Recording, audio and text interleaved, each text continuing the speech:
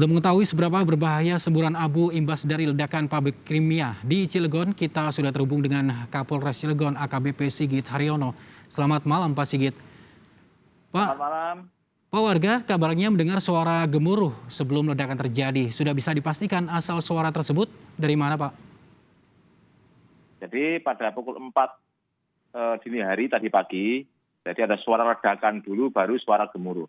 Artinya ada ledakan, dentuman, setelah itu disertai suara gemuruh yang bisa menjangkau antara 8 dan 10 km karena memang kejadiannya pagi sehingga suara tersebut betul-betul bisa terdengar oleh masyarakat yang posisinya jauh daripada TKP. Ledakan pabrik ini kan menyebabkan semburan abu Pak. Pemeriksaan terhadap kandungan abu ledakan ini, apakah material abu berbahaya bagi manusia? Baik, tentunya tadi kami juga melaksanakan TP-TKP, kemudian kami juga meminta bantuan ke Satbrimobda Polda Banten, yaitu menerjunkan 1 unit kimia, biologis, dan radioaktif untuk meneliti kandungan. Tentunya setelah mengambil sampel akan dibawa dan diteliti. Sampai saat ini kami belum menerima hasil atas pemeriksaan kandungan tersebut. Namun dari situasi yang ada masyarakat yang menjadi korban tadi, kemudian di Tanjung Gerem Pertamina juga kita melihat sesuai dengan visualisasi tadi ada ceceran-ceceran dari perizat kimia, tidak ada laporan selain dari 6 tadi yang mengalami gangguan kesehatan. Kami belum bisa simpulkan apakah berbahaya apa tidak, tetapi dari pagi sampai sekarang yang mengalami dampak kesehatan hanya 6 orang yang pada saat dentuman atau ledakan tersebut berada di pintu masuk Pertamina Gerem ketika para driver akan mengantre untuk mengisi BBM yang akan didistribusikan ke daerah DKI maupun Jawa Barat. Pak Sigit, sebetulnya seberapa jauh semburan abu pasca ledakan pabrik kimia ini Pak? Baik, tadi saya juga beserta tim dari Brimob tadi juga langsung menuju lokasi, melihat secara langsung semburan untuk jangkauan sekitar antara 500 meter.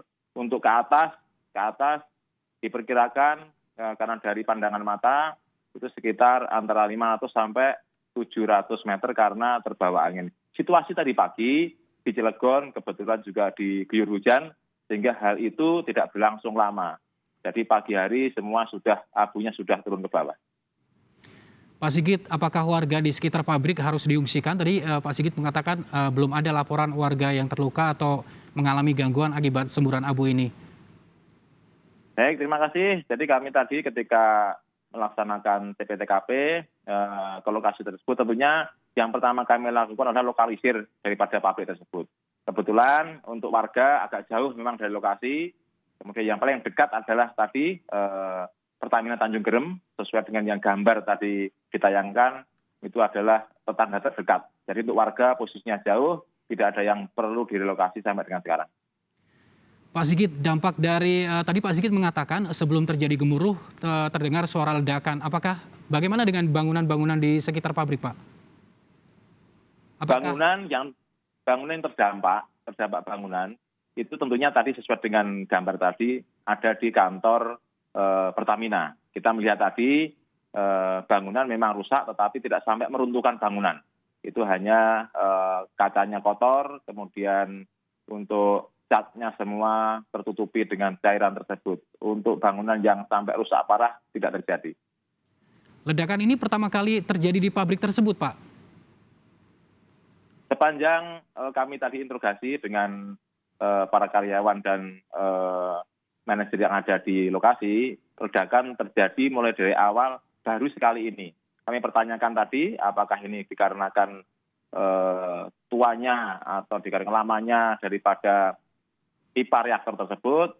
Dari pabrik mengatakan bahwa dari mereka selalu melaksanakan maintenance dengan baik. Mereka mengatakan bahwa ini musibah, namun walaupun musibah tetap harus kami lakukan penyelidikan. Apakah nantinya ada unsur kelalaian, apakah nantinya ditemukan ada pidana atau tidak, kami akan sampaikan kepada publik nantinya setelah kami melakukan penyelidikan. Baik Pak Sigit, bagaimana dengan operasional pabrik pasca ledakan ini? Apakah masih beroperasi atau ditutup sementara untuk saat ini? Baik, perlu kami jelaskan bahwa perusahaan tersebut memproduksi bahan-bahan polimer yang nantinya akan dibentuk atau dirubah menjadi benang. Dan akhir produknya adalah untuk industri garmen.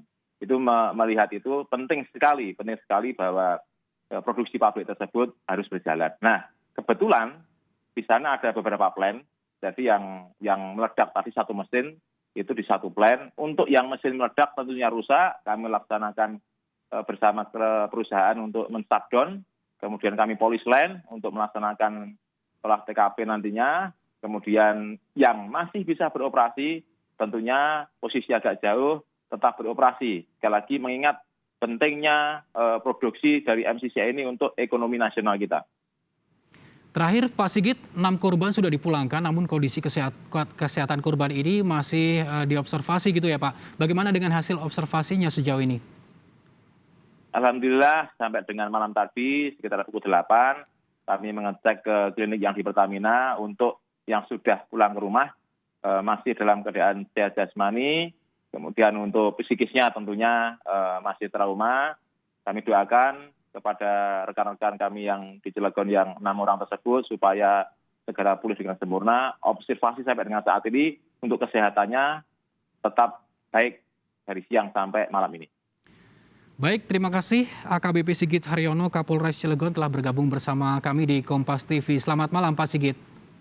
Selamat malam, terima kasih.